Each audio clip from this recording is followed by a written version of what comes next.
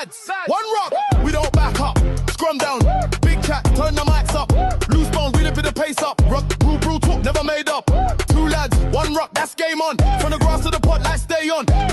Hey, it's G from Two Lads, One Ruck. Today, just going to film another episode, just to update on sort of things in and around rugby, local and national, and just get into the chats, really.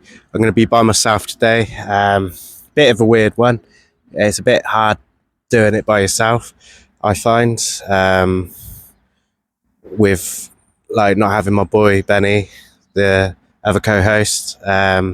He's away for a couple of months with work, so not a lot I can do. But hopefully we're going to try and get some special guests. Well, not special guests, like guests from to help me, basically. But today, just solo. And just the things that we're going to look into today is a couple of sort of congratulations on teams around Oxfordshire that won their leagues. A couple of teams that sadly lost their status in the leagues that they represented in, and just go from there, really. Talk about a sad passing for Chinnor Rugby Club. Their main guy, I think he was CEO Simon Vickers. So just touched on that a little bit, and also we're going to look into talking about the women's rugby. Has it grown since we last spoke, and just delve into that. We're going to talk about Nathan Jabulua, who received an insight, not an insight. Received I think it was a 12-match ban for biting. My thoughts on that, we'll go through that, and then we'll just do sort of like the updates on the Prem, what the results have been, and what I think of the results, in terms of like no jeopardy now, is there, and there's no relegation, so kind of that we're going to go into that a little bit. And just, hopefully it flows fine. Like I said, it's hard doing it solo. You're kind of relying on yourself, whereas I normally like me and Benny bounce off each other. But yeah, so let's get into it. Before we get into it, if you could follow us on YouTube or Spotify, they're our main podcast channels that we send our videos to. We would love to get to 100 subscribers as soon as possible. If you wouldn't mind giving us a follow, we'd much appreciate it.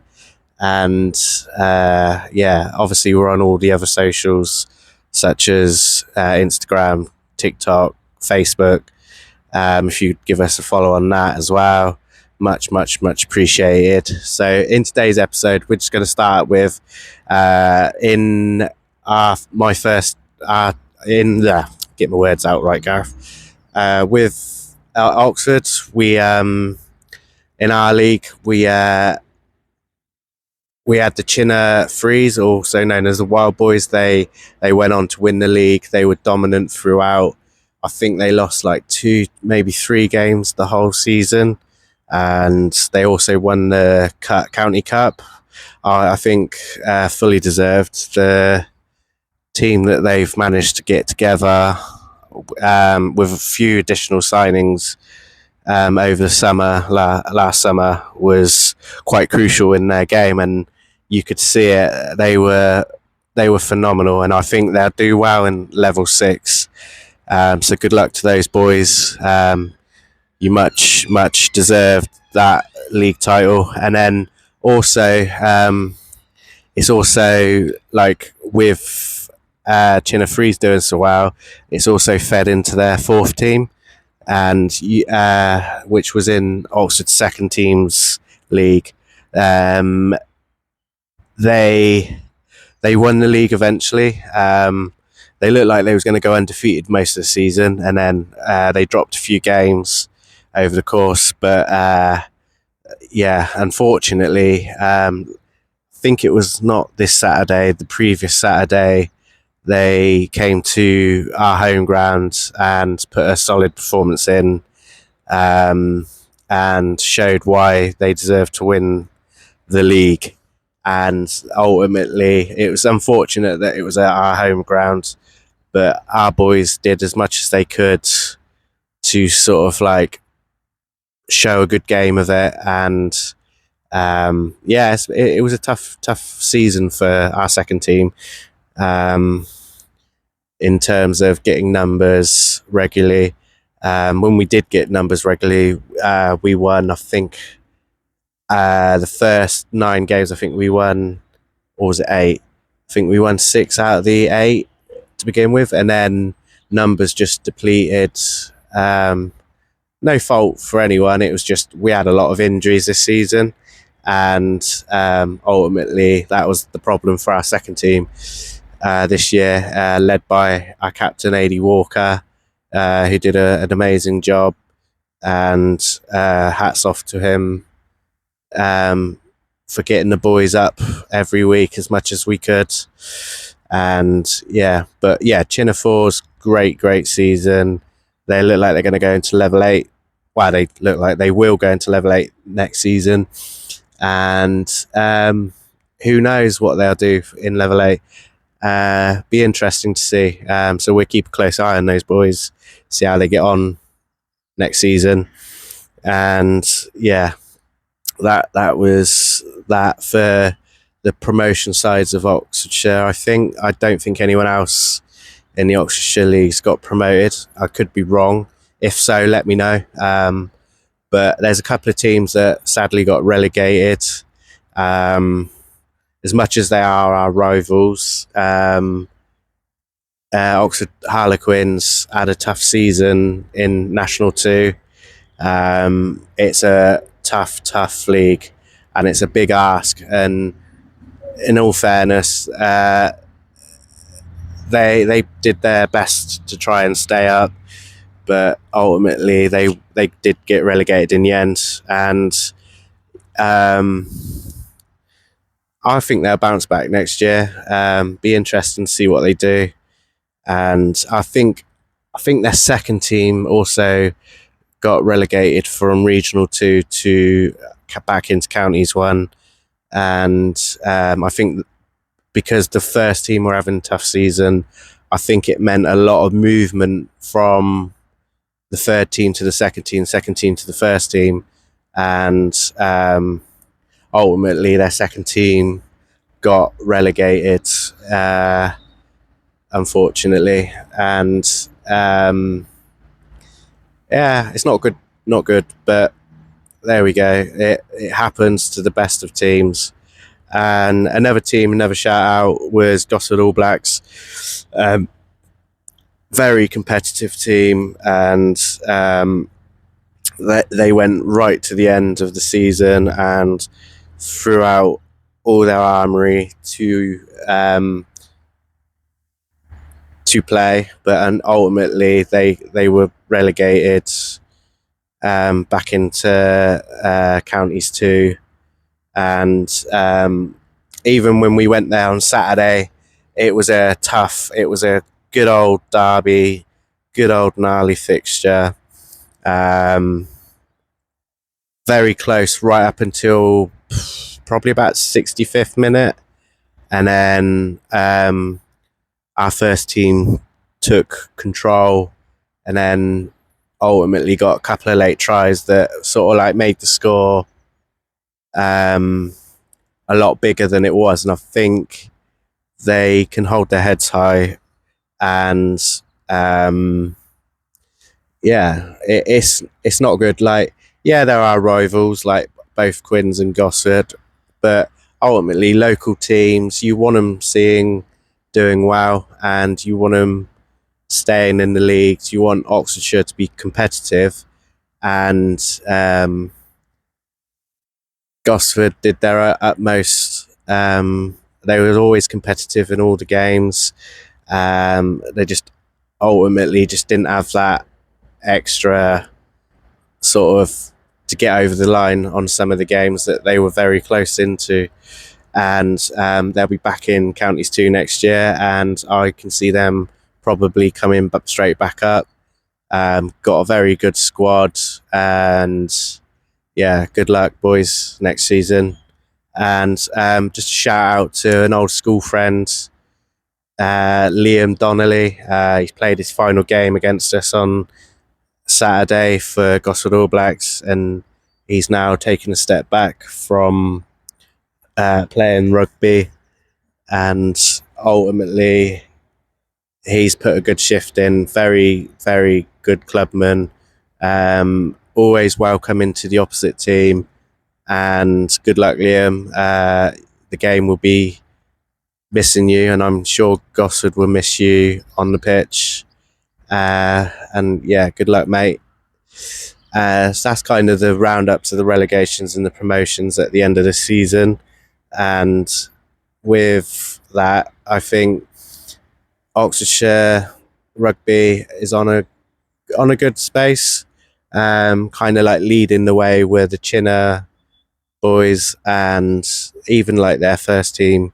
A lot of people probably didn't see them being where they are in Championship. I think a lot of people thought that they may be fighting for relegation sort of area, but they are absolutely storming it in the Champ, and good luck in the playoffs there. And that brings me on to going into the game. Chinnor's CEO Simon Vickers suddenly passed away. So it was probably quite an upsetting time for the boys at Chinnor, and I think they all did him proud. I think so. It was the weekend that their fourth team beat our twos, and then I think their thirds also won their game, and I think first team beat Worcester Warriors at home as well. So ultimately did him proud. It's a shame because he was a big figure in Oxfordshire rugby. I think he influenced obviously Chinnor to be where they are, but also a lot of clubs around Oxfordshire aspires to be like not like Chinnor, but like, you know, in raising their standards of the game. I think he was like quite responsible for the Oxfordshire teams all sort of like increasing their capabilities, and sort of as a whole, I thought Oxfordshire rugby has been a better situation since Chinnor moved up to Champ. And yeah, sorry to hear that he's passed away, to all the Chinnor boys and all his family. Yeah, not a good time, but hopefully he's up there smiling, and hopefully you boys do him proud in the playoffs, and you get that big win that you probably fully deserve this season with the performances that you've put in against the bigger teams with the bigger budgets. And yeah, that's that. I think local rugby, it'd be nice to have time off now. It's been a long old season for a lot of clubs, and yeah, so there's a few shout outs. So one of our own, Tom Lockhart, he will be heading back to Norwich. He's been at Oxford for 4 seasons now, and he's decided he wants to go back home and save a bit of money, and he'll be fully missed by everyone at Oxford for sure. Another person that's taken time out for new adventures is Fred Jones. Fred Jones announced his stop playing last week, I believe it was. So good luck, Fred. He's had a storming season for the seconds, and you'll be also missed, mate. And that's kind of the roundup for us at Oxford. but both boys have done the club proud, done the badge proud, and we build next season, and it's going to be an exciting season ahead. I think some big movements is coming with new coaches, and give it a good time, keep the good times going at Oxford, hopefully. And yeah. So the next part I'm going to talk into is the Prem Rugby. Prem Rugby, the last 2 or 3 weeks is kind of like the scores have been ginormous. So it's been good to watch as a neutral, but it kind of feels that now there's no relegation and it's been ring fenced. It's kind of teams are kind of,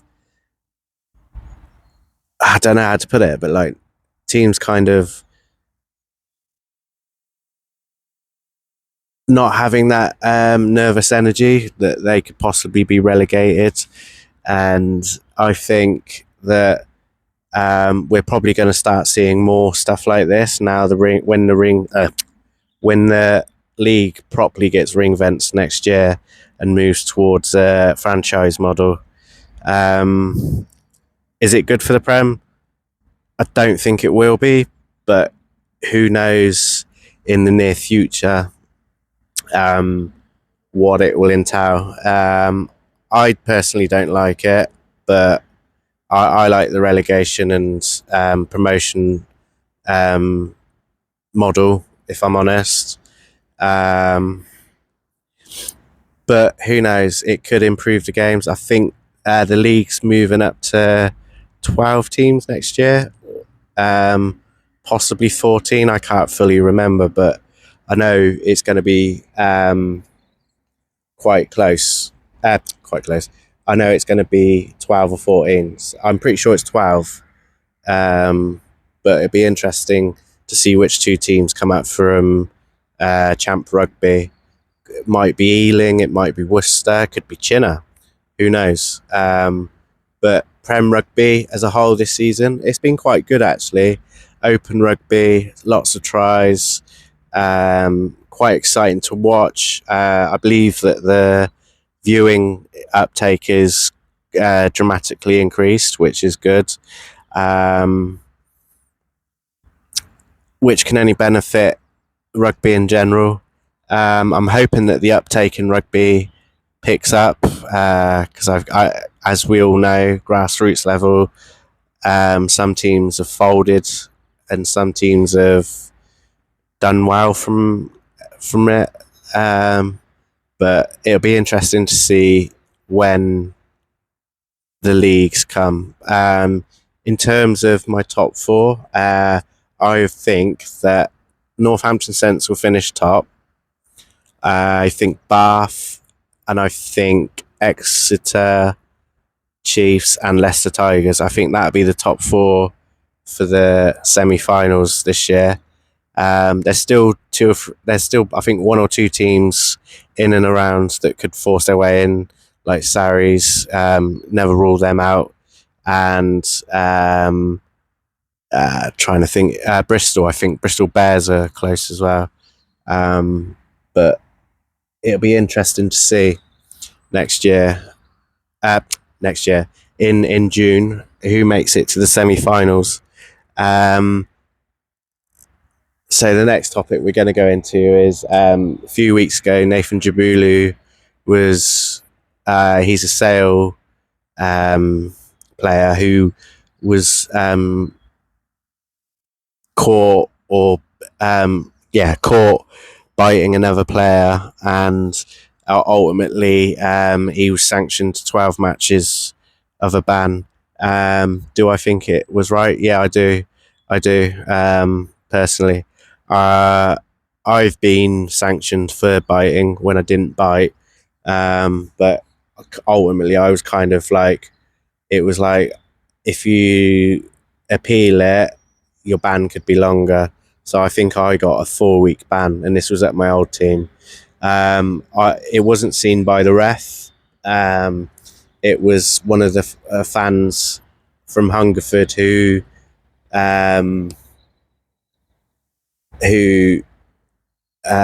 obviously reported it. I didn't bite the player for sure. There was never markings, and I never even attempted to bite. But ultimately, I took a 4-week ban for it. And if I would have contested it, I probably would have been looking at, I think it was a 8 to 12 week ban. So ultimately, I just accepted the deal. But I think when you're the professional, you kind of got to realise that you're setting an example for the people watching, and I think 12 matches is an acceptable ban. I think it was 12 matches. It was either 12 matches or 12 weeks. And he'll learn from this, and he'll go away, and he'll go from there. And I pretty much think that sees him out for the rest of the season. If it's a 12-week ban or 12-match ban, which is unfortunate, because Benny loves him, because in his team, when he comes on, he makes a lot of good meters. He's a very good baller, and and that was him biting. The thing is there's cameras around in there, so you can't not deny it. It's 2 assistants and a 1 ref. Do you know what I mean? It's kind of a bit of a silly thing to do. And yeah, good luck, Nathan. And that was that. I think it is proving hard for me doing this, if I'm honest. I do need somebody to come and help me record, so I can bounce off of them. But yeah, I'll be putting out a few messages to certain people, see if they can help me until Benny comes back end of June. And we'll go from there. And hopefully it'll be more of a free-flowing rather than a bit monologue, me talking into the camera. It's harder than I thought, to be fair. But yeah, let's go back into it. With the Women's Six Nations starting, it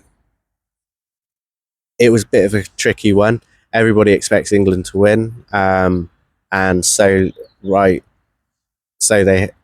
should do, being World Cup winners. The first game they won, the second game they won, and the crowds that have been going at women's rugby is phenomenal. The growth in the game is unreal. To get 77,000 for the England-Ireland game was incredible.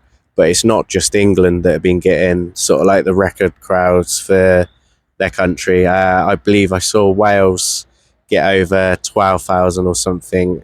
And I think England v Scotland last weekend got nearly 30,000 or close to 30,000. Which was incredible for women's rugby.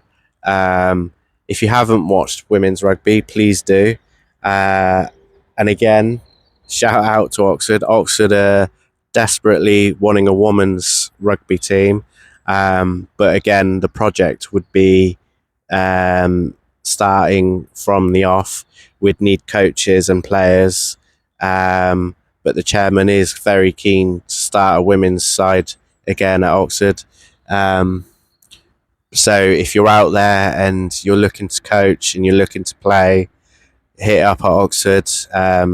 Email inquiries@oxfordrsc.com and get involved, be part of the team, be part of the family. We'd love to grow women's rugby. We want to join the other teams around Oxfordshire with a women's team, and it would be great for girls who come and join the mini and juniors section. It would be great. it would be fantastic to have more girls involved and more women, and ultimately the England team are leading the way, and hopefully clubs around the country is seeing an increase of girls. I believe it is. Could it be better? Yes, it could. I think we need more girls involved. It's not just a boys' sport. Like my daughter played up until end of under 11s, and she enjoyed her time, and they treated her well because she's got some difficulties, and they managed to cater for her, to be fair. And I would love to see women's rugby on the rise. From the three games, England have been bloody ruthless. Is there anyone going to stop them? Potentially France, but I think England have still got more than enough to see a Grand Slam through, which is great for England. You've seen the growth from the other teams. Wales put up a good performance. Yes, they lost, I think, 62-24, but the growth from previous years is massive. And ultimately, a lot of the teams are way behind because women's rugby in England is turned more semi-pro to pro, and you can tell with the standard that the England women come with, and hopefully more teams like Wales, Ireland, New Zealand, Australia, they all pick up their game and can be a benefit for England, for World Rugby, and it would be amazing. But ultimately, England are 3 from 3. Happy days for me because I'm a big England supporter. And the rugby that they play, the brand of rugby is top notch, and it is worth watching. Like, you're seeing records blown from the crowd, like I said earlier, but also the TV viewings is also massively gone up. So there is a market for women's rugby, and it is in a very, very good place at the minute. I would probably say better than the men's at the minute, if I'm honest. It's more marketable. It's much better. The way that they sort of show off their characters, which can't be a bad thing, really. And so ultimately, get watching. They're on BBC. They're all the games are on BBC. Get involved, watch it, view it, go and attend the games. Come down and play. Come down and get involved with your rugby clubs.